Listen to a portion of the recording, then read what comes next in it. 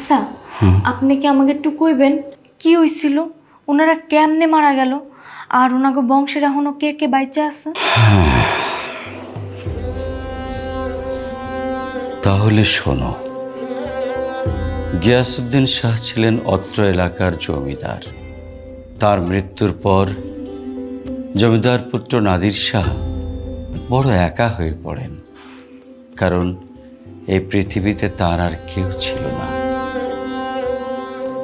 একদিন চলে আসে তার দূরসম্পর্কের মামা। একবার নাদির শাহ বিলেতে লেখাপড়া করতে গিয়েছিলেন। তারপর